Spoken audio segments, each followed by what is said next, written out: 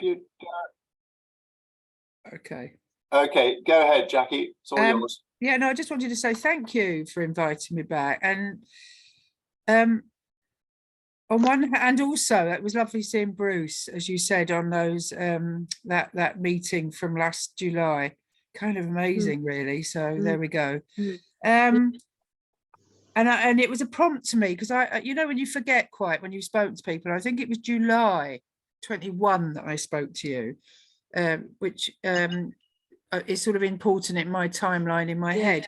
Anyway, when Jenny asked me to speak again, now my initial reaction was, well, I don't, you know, which I will explain in a minute. There's a great hiatus around our good news and what's happened. We've then, as a group, not actually been that active this year. We've been doing other things, but not in Oldham. But I thought, actually, I've come back. We'll show the video. I'll explain a bit as what's happened, what the other campaigns are and where I think we're going. But I don't want to go on as long as I did last time. I want you to have a look at this video because it's an 8-minute video, which is a rather glorious celebration, if you like. And you'll get, and then maybe that will inspire some questions. And I will come back, explain what happened, pick up what isn't explained in the video, and then some recent good news actually as well on top, what we think is good news. So I think, yes, please. So it's 8 minutes long, this. And we did it, we were invited by an independent lefty newspaper, I guess, called The Meteor. People wanted to come, and we had quite a lot of requests to talk about our campaign and what had happened. And so this guy came down one cold February, I think it was in the March after the January, when we got the good news, which you'll hear about.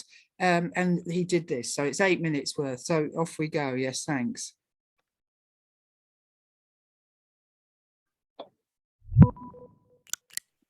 Can you all see it? Can you hear it? If you've got enough people who want to shut... I can. No. Okay, I'm just stopping it there just to check that everyone can see it and hear it. Yes, I can. I don't know about everybody else. Yes. Yeah, I can, yeah. Good. Yes, yeah. Okay, I'm just going to start it again from the beginning.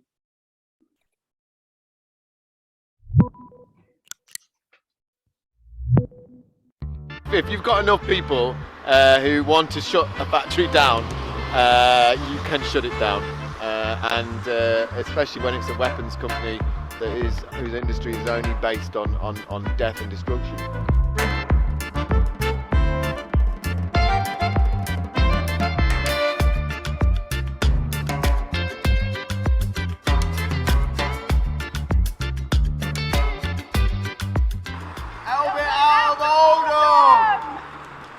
During the bombing of Gaza in 2014, some London friends of mine called me and asked me, because they knew me that I'd been in Palestine, to do an action at an ELBIT factory in Shenstone, Staffordshire, where we're on the roof for 3 days. We closed it for 3 days, and this is during the bombing of Gaza 2014, where they killed over 2,200 people, including over 500 children in 51 days, including 2 of my students, one of which was killed while I was on that roof doing that protest. So this is the real connect, if you like, of these weapons companies. I think our first action here was just a normal demonstration in 2016, and that's what really began the Oldham push. It felt like we needed to A, let people know what was going on, and B, come together to do things through the politicians, through local people or people in Oldham, and to keep coming down here and letting ELBIT here know that we actually didn't want it in Oldham. ELBIT out of Oldham became our slogan. 2, 3, 4, ELBIT out of Oldham, echoed all around.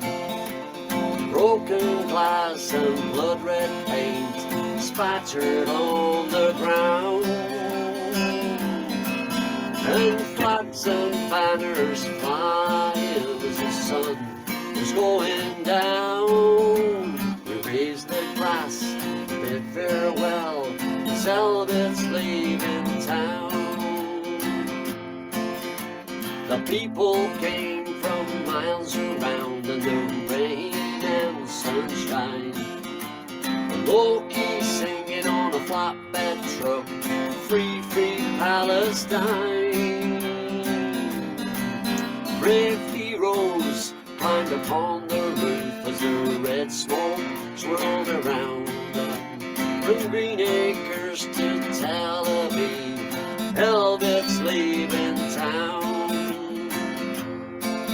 Yeah, ELBIT out of Oldham. Since the bombardments back at the beginning of May this year, feeling was strong amongst many of us peace activists and members of the community who joined us in big numbers. And that's why every week, as we gathered, people took the road. The best thing about this was we had so many people queuing up to stand outside. Not only were we willing to take the road, and this is young families, some beautiful people, young sisters that came and spoke so passionately about Palestine that had never spoken before on the microphone. Shame on ELBIT. You bring shame to our town, you bring shame to our country. We will not let you get away with this. We will keep coming. We will keep shaming you until you open your eyes and realise that what you are doing is absolutely horrific. Until you pack your bags and leave innocent people alone, we will not stop coming. Thank you.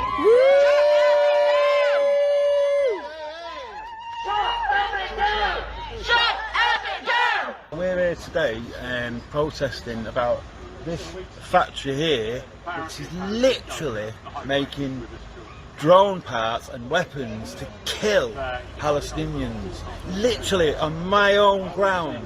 This is in our hometown of Oldham. Yeah. We won't stand for it anymore. We want this factory shut down completely, out of our town. It's an absolute disgrace. ELBIT so far has not had a single conviction. There's been about 70, 100 actions on ELBIT altogether in the last few years, and yet not one conviction, because it has so far either never got to trial or just recently they even lost a few. And it's never got to trial because we always come with a shopping list as to what it is that you're doing. We want to know exactly, because that's our argument. This is a wider political issue here at hand, and we're trying to stop the greater crime, which is of course mass murder of civilians and a military occupation and apartheid. This is what's happening in Palestine. This is what Israel's doing to Palestine. And if you look at the extra fortifications they're putting out, the barbed wire and the concrete fixes and the metal over all the windows, get out the ropes. ELBIT is going to close. Let her make it close as soon as possible. Brick by brick. Brick by brick. Rule by rule. Roll by roll. ELBIT factories go too far. ELBIT factories go too far. Brick by brick. Brick by brick. Roll by roll. Roll by roll. ELBIT factories going too far. ELBIT factories going too far. Just here we had the rapper Low Key perform, and while he was performing there was huge crowds outside. He was singing Free Free Palestine, Free Free Gaza, while some people suddenly emerged on the roof of the factory. ELBIT. While we listen to tunes made by ignorant fools, Israel got the year from delivering food. They bring in the troops and we won't even give to the truth. They make money off the products we are quick to consume. And this is not simply a question of different reviews. Forget emotions, this is fact. What I spit is the truth. It's not about if you're a Christian or if you're a Jew. It's just people living in different conditions to you. They still die when you run their schools. Busting hospitals, it's not because of rockets. Please God, can you stop this soon? I'm not related to the strangers on the TV, but I relate because those strangers could have... This is actually quite an emotional moment, because this is lots of people, small people, us, who have come together to make one big voice.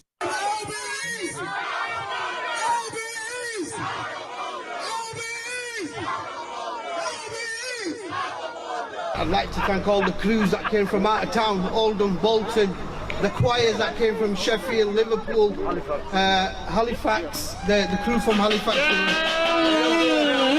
Also really want to thank the Oldham community who really put momentum behind this. So thank you for everyone from Oldham. You've done a wonderful job, and ELBIT's out of Oldham. What can we say? Thank you very much, everybody. One day there will be a shift. We will stop wasting all this ridiculous money and skills and effort.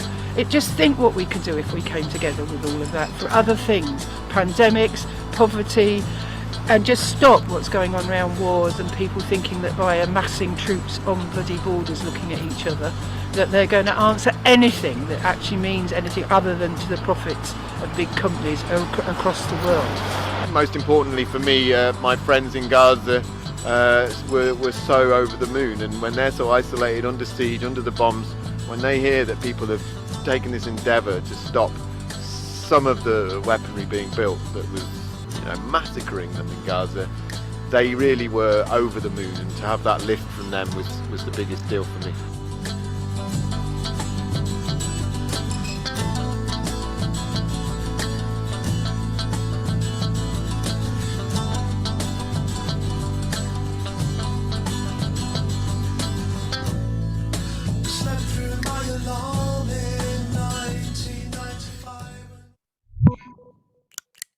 Yeah, thanks. There we are. There we go. Okay, so as you probably gathered from that, in January the 10th it was of this year, so I'm getting very confused now, 2022, we were told, we got notification, or it was in the press, that ELBIT had decided to sell up. So it wasn't actually closing the whole factory down, but it closed. ELBIT was out of Oldham because it sold it to something called TT Electronics. Now we'd sort of got wind. I don't know, when I spoke in July, I don't know whether I'd given the impression, and I didn't listen to everything I said back then, that we thought with the more desperate they were getting, putting barbed wire and that, and it was a silly, security wise, it wasn't secure for them really. It was easy to breach should people want to do it. And it was beginning to look more and more frantic, the efforts they were making along the front. It began, and somebody who was a South African activist pointed out that the more desperate things got before apartheid, when the shutters and the barbed wire went up, you kind of knew you were about to win. I mean, I think we were almost wishful thinking at the time, but we'd sort of suddenly thought, now what's going on? And then somewhere before in the I don't know, late summer, autumn, we began to hear rumours, and this is quite difficult to get any information because ELBIT weren't going to give us anything, and workforce have been told strictly not to speak to anybody really, but that there were some restructuring plans going on, anyway, and then they started doing some odd work in there anyway. So over Christmas, some of us that live locally sort of vaguely kept an eye on it, but January the 10th of this year, it was actually sold. They had actually also put on Oldham Council website a notice, was anybody interested in the factory site or thing. Somebody had spotted this, and of course the minute we started asking questions about it, it was taken down. So it was ridiculous in a way. Anyway, long and short of it was, ELBIT sold up. They sold up for something like £9 million, which apparently was a great loss to them, really. Now, this, bearing in mind, if any of you remember in the details, it was Ferranti once, a big employer. There's still about, I don't know, 130 people there. It is highly precision stuff that they're doing, parts for, the drone type things and simulators and training. We have got more details somewhere. It's bits of things. It's not whole weapons or anything, but we knew that was going on. But we didn't know really. Well, we claimed it as a victory. We felt it was a victory. We couldn't believe it when it had actually happened. So we had a rather joyous demonstration down there, as you probably saw, and it really did feel. And there is a huge age range. I hope you got that from that video. There was. We went across community and cross ages. Obviously, there were some seasoned activists there. And AD, who was on that video, is our secret weapon, to be honest. He's a fantastic activist and incredible, like you get in movements. And then the police have got him. They have a profile on him, of course, and they know that he's a very charismatic and important sort of part of the peace movement, if you like. But he was brilliant, and he was between us all. So there was a mixture then of the stuff we did in the community, which you saw there, which I talked to you about at some length, which, by the way, after July last year when I spoke to you, we did weekly protests up to that point.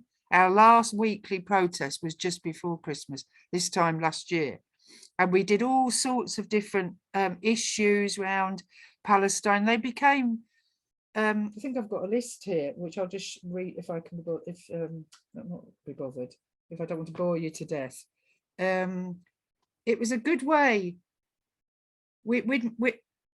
As things happened, we made them relevant because they were, but also, so it was things like, all right, we had a choir over, but there had been some footballers.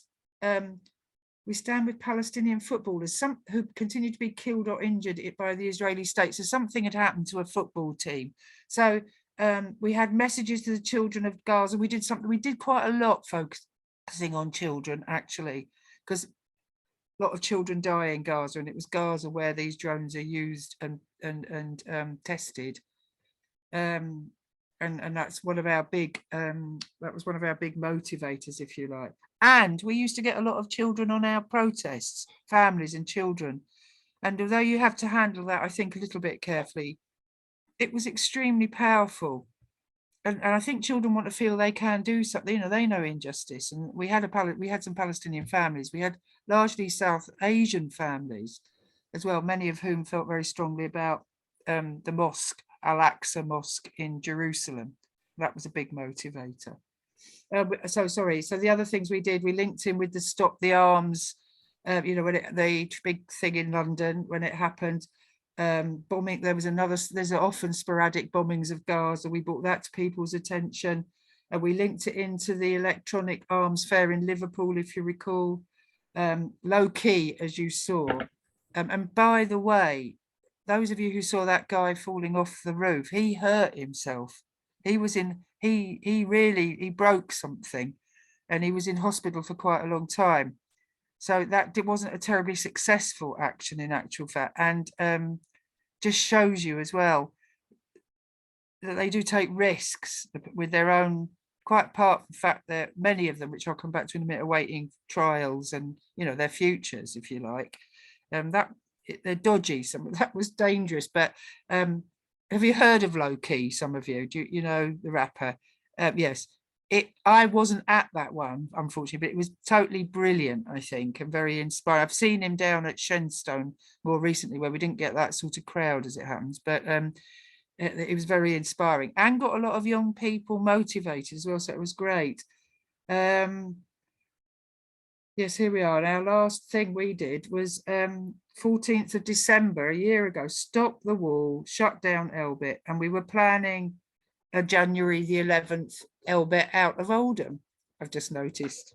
Well, so it went.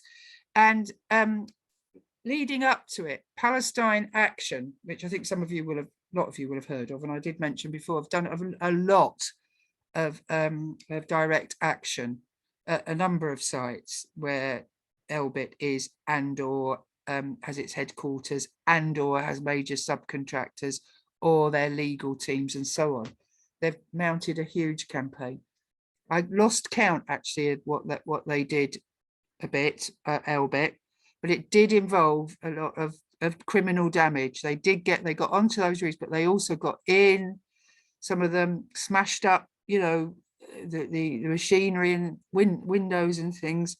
They breached their security a number of times. And tried a number of different protests, including red paint and all sorts of things.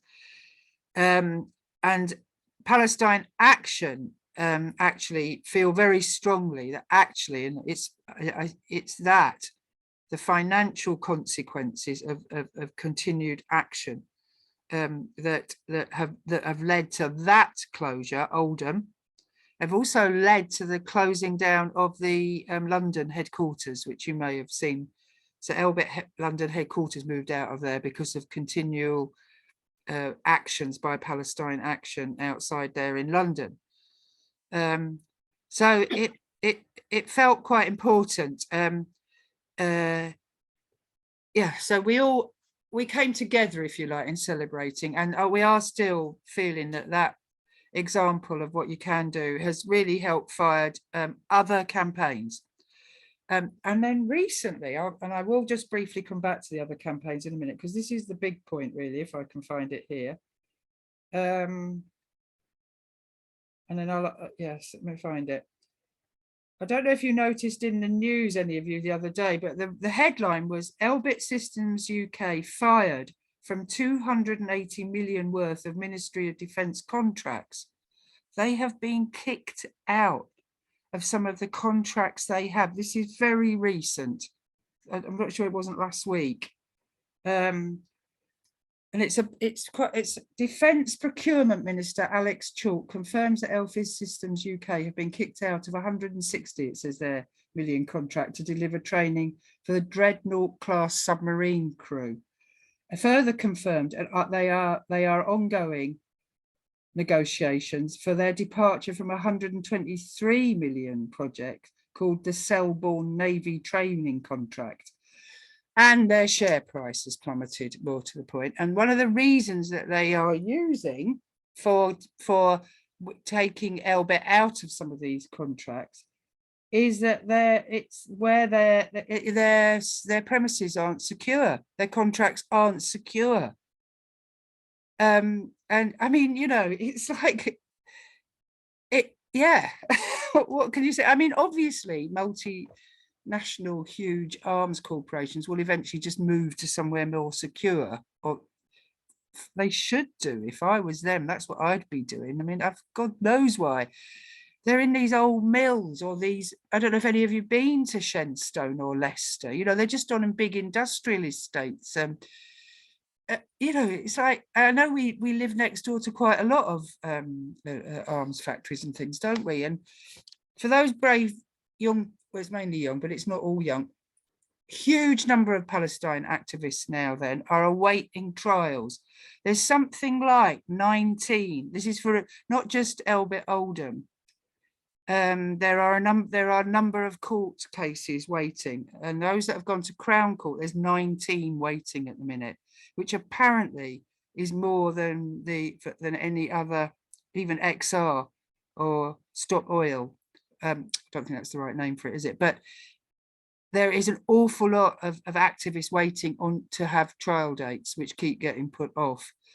Not least because ELBIT, the prosecution, don't get their act together, or don't want to come into courts, to juries. And where there have been a couple of jury cases, people have been let off. And I'm just losing my my mind place at the minute. I think what I'm saying is, what we've done then, we had all that celebration. We were well aware that we needed to keep a vague eye on it. They have still been doing something there. I'm sure they will have subcontracted to the same workers through TT Electronics, but they clearly are losing contract. And it looks like TT Electronics here in Oldham is about to move to a site in Rochdale.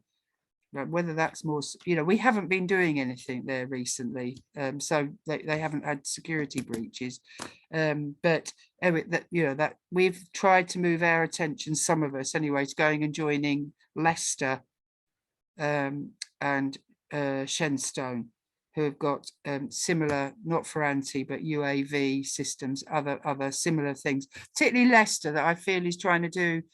You know, that's a community-based campaign that's trying to do what we did, slightly differently, of course, because everywhere's different, but they're plugging away, and they're doing that thing like we did at times when there was like 3 of us out there in the cold, you know, and you have to believe that something's going to change eventually, which it did. So some of us try to go down to Leicester if we can, and then other activists, I mean, have got involved. Manchester's got a big boycott divestment still around Palestine. We are going to redo some stuff this year, linked with peace activities with the Barclays Bank and some other actions. So that's our plan for the coming year.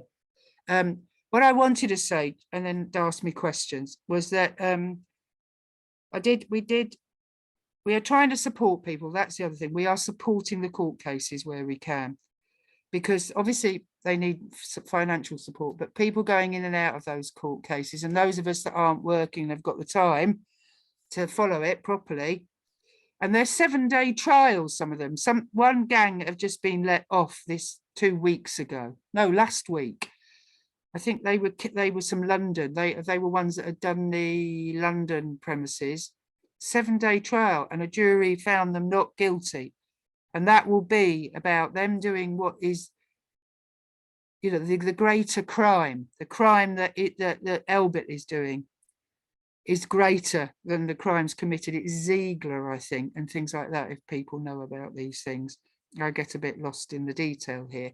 I have and then a single person got let off last week as well in a magistrate's court. There was no, the magistrates decided there was no case to answer for. Now, this same woman we had seen her in a magistrate's court for an action she did in ELBIT with other people, where unfortunately she was found guilty. Now that was by a magistrate, and there's if anybody wants the detail, I'll give it, but she's going to appeal that.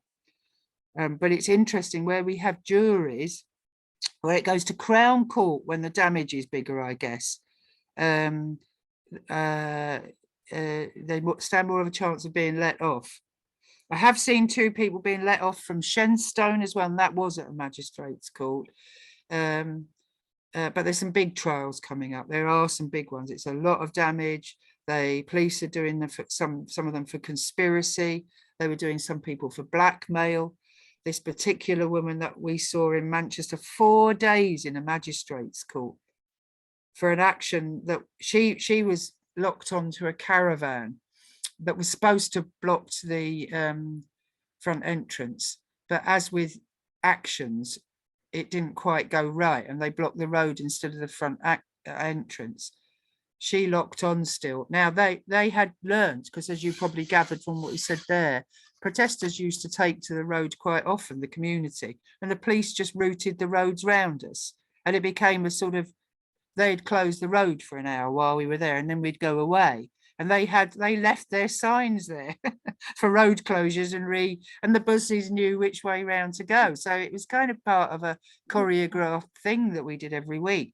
They didn't like it when this caravan got stuck in the middle of the road with this particular woman locked onto it. And she got done. And this magistrate wasn't going to listen to any bigger arguments.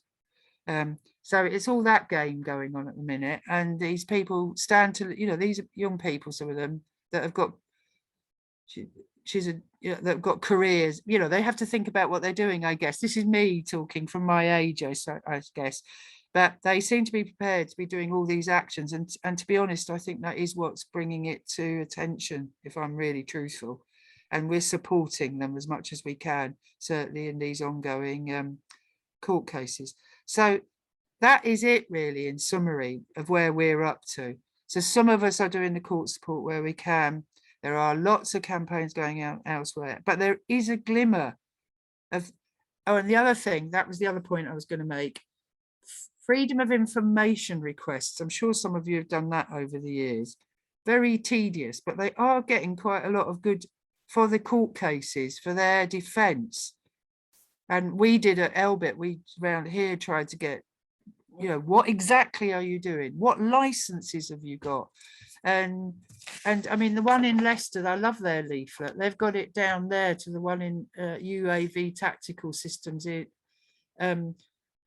managed to find out ELBIT systems have been granted 89 licenses to export arms to Israel, including 47 for target acquisition, weapon control and countermeasure systems, 25 for aircraft, helicopters and drones, 9 for electronic equipment designed for military use, and 3 for armoured vehicles and tanks.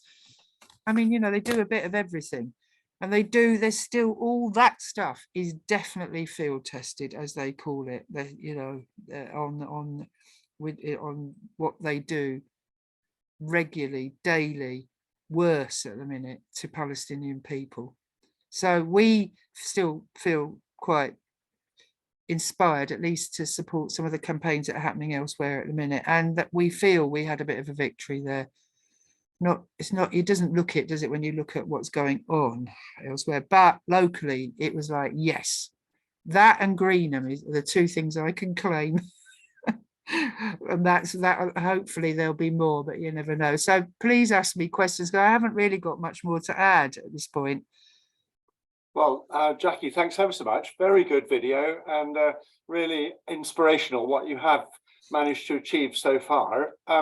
One thing, can you just clarify, did ELBIT actually get 9 million from someone, and is it now a vacant building, or are there still 130 employees going in there? Yeah, they were all there was a bit of restructuring and they were tupied over. Some people were some of the workforce from ELBIT. Well, Ferranti, it was still Ferranti. They had bought Ferranti, but they used the Ferranti name. So that bit was sold over to TT Electronics. They seem to have sold it lock, stock and barrel.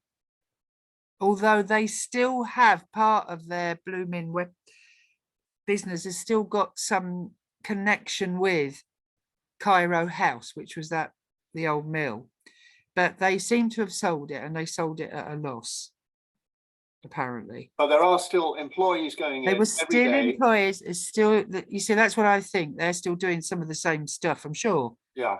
Okay. And the cars are still out the back. Yeah, TT Electronics it is, but TT Electronics is now moving out of Oldham, probably just to Rochdale. Okay. I mean, you alluded to the idea that it's funny that these contracts aren't secure somehow, and if you were them, then you would move to really secure sites rather than just industrial estates, etc., etc. And I mean, it kind of is a bit reminiscent of your Greek mythology, the multi-headed monster, the Hydra. When you chop off one head, then there's always two that appear somewhere. I mean, can you be sure that they didn't just change the sign? They got rid of the ELBIT sign, and now they're still doing exactly the same stuff, but they've just changed the sign. Personally, I think I don't think they just sold the sign, but I do think they just made a way of subcontracting to somebody else to get the same bits.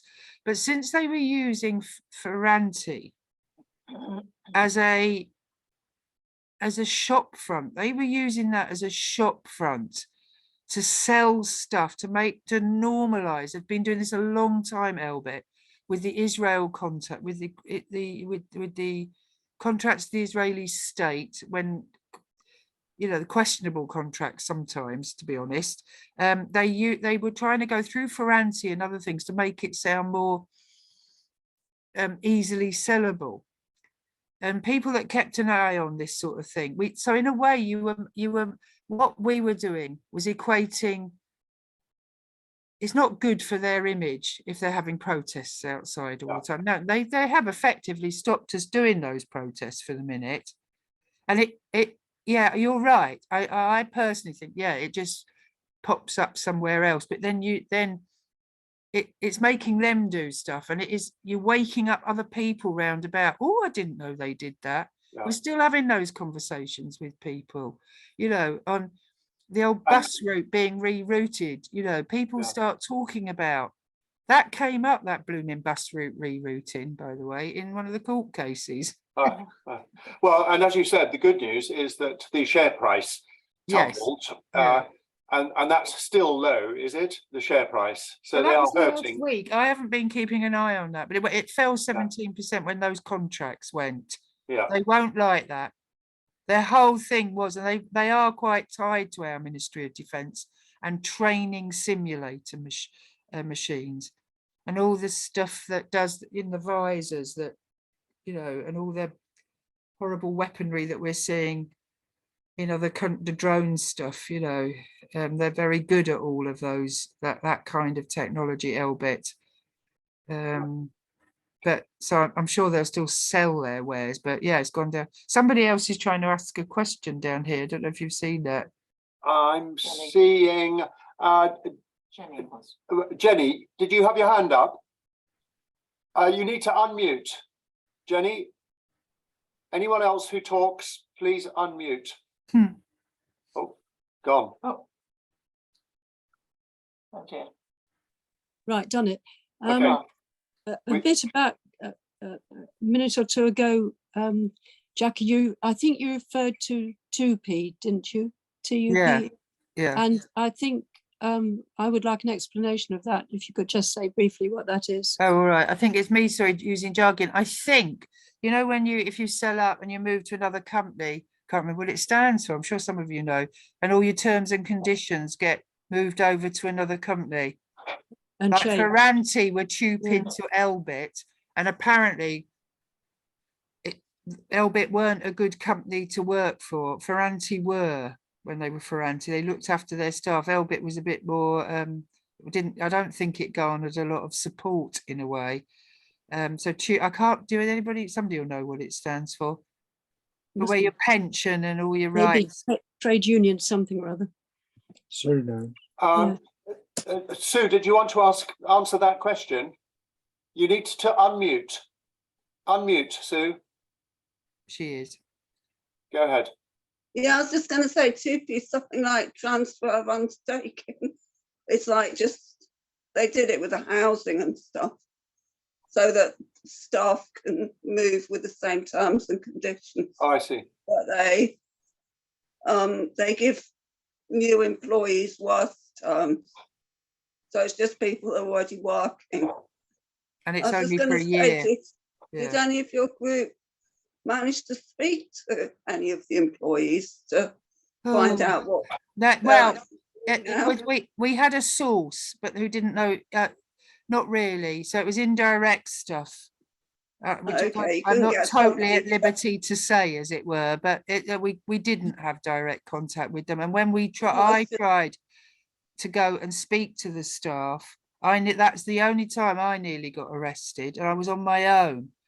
I went down to talk to the staff as they were coming out when we started to get wind of this, and the security called the police on me, and then I was nearly hauled off for harassing the staff, apparently. And we nearly got a bit out of a couple of people at the beginning, but they were clearly being told not to speak to us.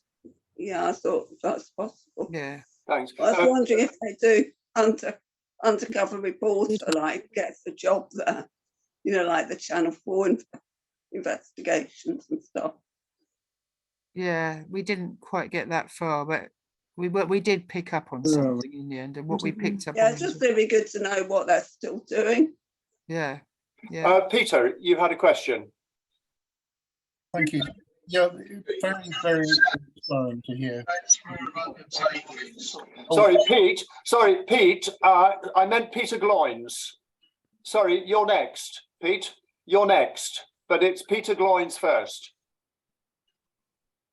Go ahead. For confusion.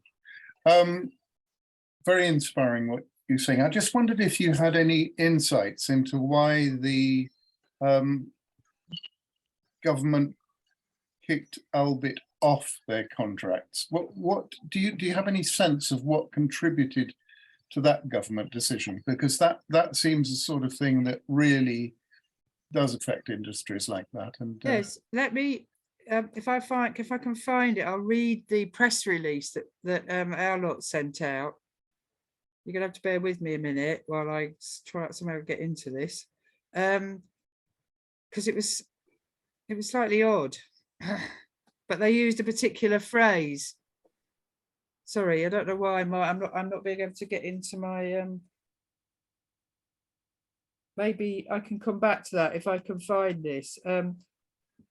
It was really weird because it was a couple of MPs from the Support Israel lobby that asked some questions about the ELBIT contracts, and it was from them that they found out why I think it was, what do they ask? Oh, no, let me find it and I can quote it properly. My iPad is sort of decided not to let me back in.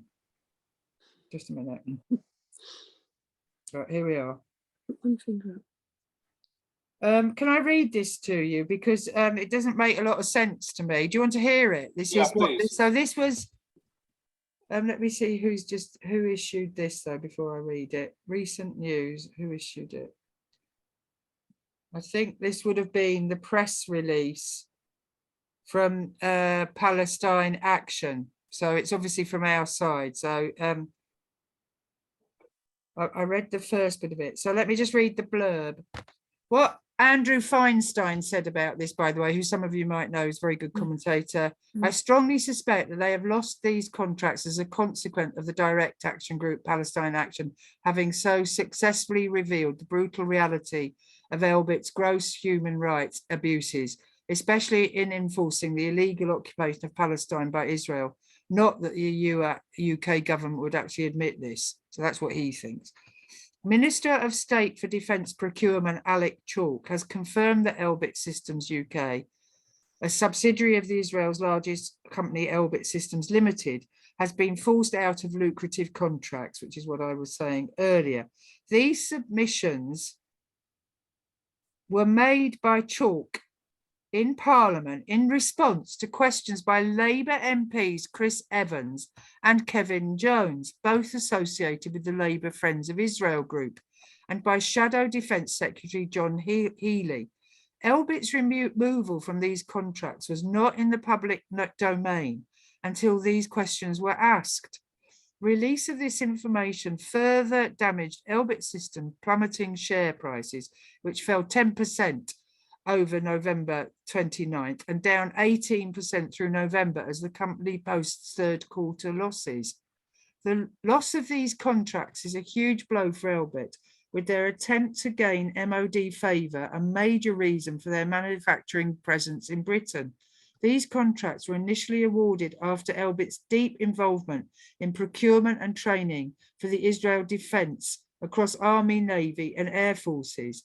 Not only are ELBIT's manufactured products described as field tested on Palestinians, but their training and simulation contracts have been gained following their performances in Israel, including delivering the Brigade and Battle Group Mission Training Centre. I don't know much about that. However, it seems that these hundreds of millions of pounds will stop flowing from British taxpayers to the outfitters of Israel's murderous military amidst constant pressure of sustained and intensive direct action by Palestine Action.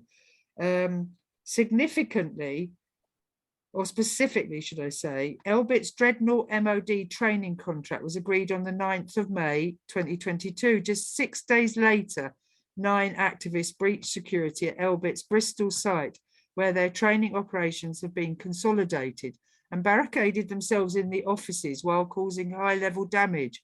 On another occasion, activists from Palestine Action Scotland broke into a factory partner, Thales, or Thales, I think, and again dismantled what was inside. Blah, blah, blah.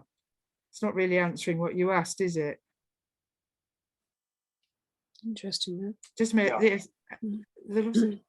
I think it is really the direct action, clearly. That is just, there was some wording which I can't find it now. I'm looking for it again, and I didn't make a separate note, which I wish I had. They used a very strange term, Chalk did, about the premises not being secure. If I find it, I'll send it to you, because if anybody's interested. But well, it's clear that the direct action is a major influence there. I think so, yeah. Yeah. Your turn, Pete. Pete.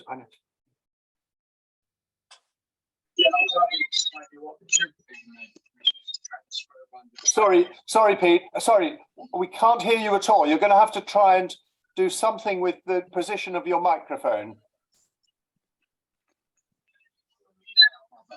No. It's horrible. It's really horrible. We can see you. If you turn the video off, sometimes we can hear you better. Try that.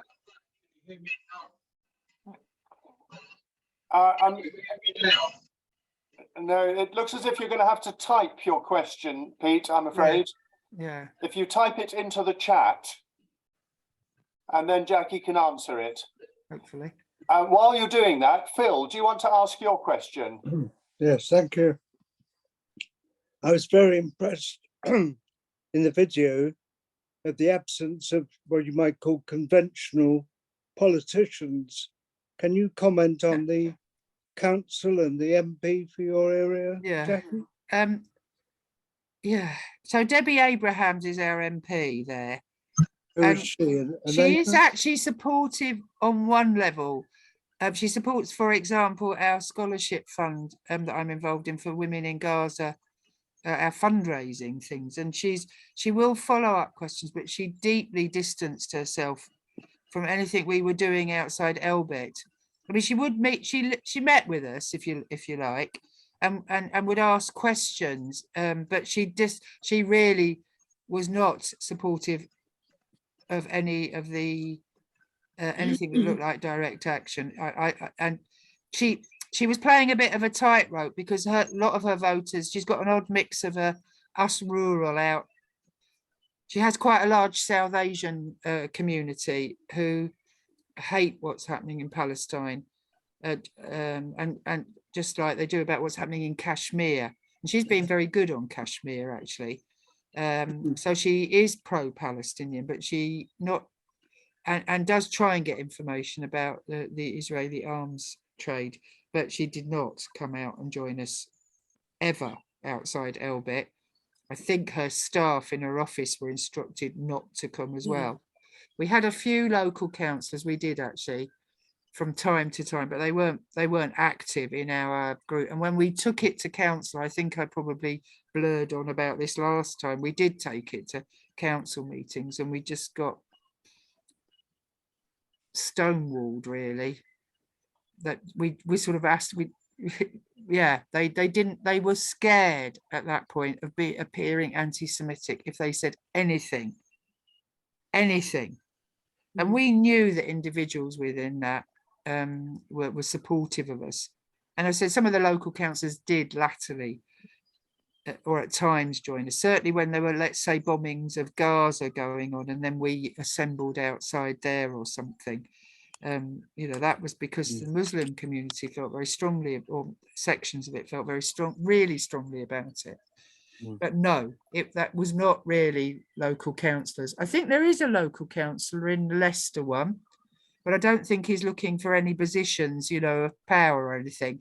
And the minute the Oldham ones got positions of power, then they suddenly couldn't talk to us anymore.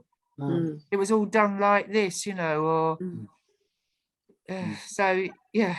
And they were you know, they really have got a whip on from the Labour Party about not being involved with organisations that they see that they like trade unions. Yeah. Yes, exactly. Yes. Pete, any success in typing in your question? Oh, what a shame. No. Hear me? No, not really, I'm afraid. It whistles. If you get right near the microphone, does that help? I'm trying. This is the first time I've had problems. That's very slightly better. Try again. No, sit back. No. Yes. Give it a go. What 2P was for the transfer of undertakings, protection of employment regulations 2006. That's right. Which is part of the common market, the European Union. Yeah. Which there was a great worry that when we left the EU, that in fact these rights will be lost. Which basically means a transfer from one employer to another. And what happens is sometimes if you transfer, say, at a higher hourly rate, your rate is held until the new employees catch up with you, and then you rise at the same. So 2P doesn't mean to say that if you start, say, £20 a week in front of others, that you always will be £20 a week. Basically, it means that you don't lose out. But what they did, they've changed it so that the TUPE agreements usually only last a year or something. They used to be longer, and they're eroding those rights. I mean, I think the long and short of it for ELBIT is that it showed that they had done some sort of transfer. It wasn't.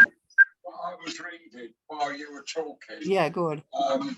It's still indefinite, but it doesn't mean to say that you always have better terms and conditions than other people who join after, straight through to the company, not a transfer. Okay. I think they lost quite a lot of their good stuff when they went from Ferranti to ELBIT, but that was back in 2007. And by the way, I might have said this before, we weren't successful. It's not unionised. They weren't allowed to unionise under ELBIT. They had big union under Ferranti, but we happened to knock on the door of somebody when we were doing leaflets, local leaflets. I might have said this to you before, who turned out to be an ex-shop steward up there. Dear God, he hated us. You know, people just saw us as time wasters, you know, all that. They thought we were trying to get rid of jobs, and you know, believed, as did the magistrate that tried this woman, that if that it's a legitimate business, you know, ELBIT has gone through our laws to set up, you know, and it's licensed to do certain things, that means it's okay. So therefore we are, people didn't like, not everybody liked us in the local area, some did actually, but he didn't. So it would have been interesting, but we know, don't we, that a lot of trade unions aren't, you know, they work in the nuclear industry, they work for nuclear power plants. We don't necessarily have common ground, unfortunately, always. Well, the difficulties, people know, I used to work at British Aerospace and the Tradecraft division at Walton. And one of the jobs is that it's all right closing down. I'm not objecting to what you're doing, don't get me wrong. But the worry is that you close a company for legitimate reasons, for good reasons, but there's nothing provided in its place immediately. So if you've got a mortgage, depending on your 30, 40, 50,000 a year salary, and your mortgage is based on that, and all of a sudden you're on the cobbles, it can be very difficult if you've got a family to support, etc., etc. And the trade unions, they would say, and I know you could have quite a discussion about what are rights, but they would say they're there to protect their union, their members. Yeah, and that's, I agree. And we did feel a bit, we did, and we tried, although to not, you know, because my own family, my dad was in the industry for years. These were jobs, they were good jobs, weren't they? But we tried not to make it personal and understand that that all the issues you're saying, none of us would like to lose our jobs. And but the campaign, and we certainly tried to bring this up with the council. I know it sounds pie in the sky, but it is all that, you know, like the Lucas plan and all the things about, you know, using those skills. And we saw flashes of that, and I'm sure I did say it last time, of things that those skills could be used for. But that's it's something that we should in the peace movement be working plug at. But yes, you're right, there is a slight, and the irony was, it is about, I appreciate that, and that's why we tread carefully with the workers and didn't want to get workers into trouble with ELBIT, or personally anyway, or their employers. So they have still got jobs at the minute. They have still got jobs. It sounds as if they've got jobs doing the same things, albeit under different heading. Yes. Because ELBIT, as I understand, is still functioning as a company producing drones. But you are also right, because if they consolidate it or they start getting less of that kind of thing, it will go elsewhere or to other countries, won't it, where they can be more secure or whatever. There's a classic argument of British Aerospace. If we don't do it, the French will. Yeah. So forget the morality of it. which is what we're talking about, Yeah. ultimately, the morality, it was a case of, you know, we do it, if not, somebody else will do it and get the profits. I think and we were often accused of that, you know, when people are saying, why aren't you doing this outside other factories? We had chosen an Israeli arms factory because of what's happening in Palestine. Yeah. It was because of that illegality, that terrible blot on our own history and our own responsibility for it. Now, I think you can argue that with the Yemen to some extent was other, but the mandate, all that, we felt particularly strongly about that one. And that if other countries, that we stop it because we are not going to tolerate it. And it is a bit hard-nosed, and I agree with you on the issues for the individual workers. Yeah. Well, nonetheless, I think you've done an incredibly good job in highlighting all of this stuff and keeping it going. Sorry, was that another question, Jenny or Phil? Yeah, Jenny, yes, go me. ahead. Could you tell us, Jackie, please, how you actually found out the details of the weapons that were being produced? Where did you start to find? It is actually out there. There's been a lot of work. I think CAT and various other organisations have got quite a lot of information on these. The freedom of information requests, and if you Google Palestine Action, they have got some information on their various sites. I didn't find it that easy to find. We had somebody in our group that was really good at doing with some of us these requests and knowing what questions to ask to which departments. But it is out there somewhere, and I mean, Leicester have obviously got the leaflet's really good, and they managed to get that in a good, because people want in a small amount of information, don't they? Not loads of it. So campaign against the arms trade, questions through looking at licenses, export licenses, and sales licenses. A variety of I just want to add, by the way, before I conclude to this as well, I personally had not actually ever been to Palestine when I spoke to you last time. Well, I have. I went this year. I went to the West Bank. You can't go, it's very easy to Gaza. So like many other people, and I'm sure some of you that have visited, you can't help but come back feeling you've just got to keep going somehow. And it oddly, this is a silly thing to say in a way, some of us that were campaigning up there kind of missed that, because it had become quite a good meeting of activists and campaigners, and it was a good focus in a way. And people out there, when they had heard about it, you know, it means a lot, you know, for your little actions that we carry on doing. Anyway, so I am still involved with, but at the minute it's been more with this scholarship fund that we do, as I've mentioned. We had a big fundraiser last night, and I've just seen today, following up from something at the Aida refugee camp in Bethlehem, some wonderful cultural JACQUI dancing today, and something just inspiring. And it's just, and what that's about, they're saying, apart from, it's about doing politics, about resistance, and about life and living. And Palestinians are very strong about that. So the campaigning that we do and the fundraising we do, it has to be done from a position of linking arms. So I very much like the campaigning side of doing things against arms, because that's what I feel very strongly about. But I also, I feel it's really good to be just plugged in, and people want us all to do our little bit. It does feel very little sometimes, doesn't it? But I was inspired the beginning of this year, by what happened at ELBIT and Oldham, and then by my visit as well, even though the news is appalling day to day at the minute in the West Bank and things, but I feel that we carry on in our own different ways. And thank you as well for inviting me back.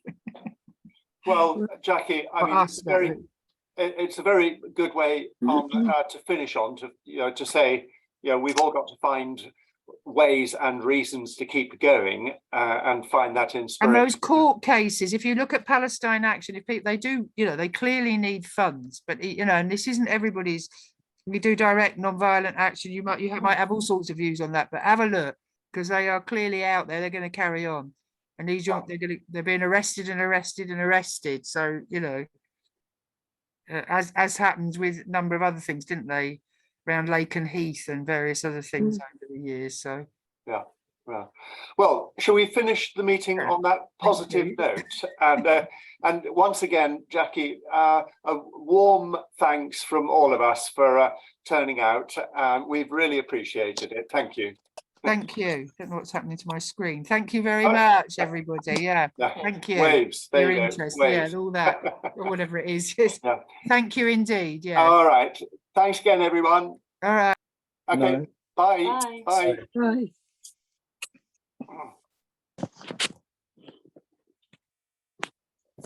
Want to leave? Not really. I'm just letting everyone leave on their own terms rather than throwing them out. Oh, we're all gone apart from us. All right. Yeah. Okay, bye, Jenny. Bye, Phil. Yeah, Bye-bye. yeah. Bye-bye, Karen Stewart. Yeah, bye.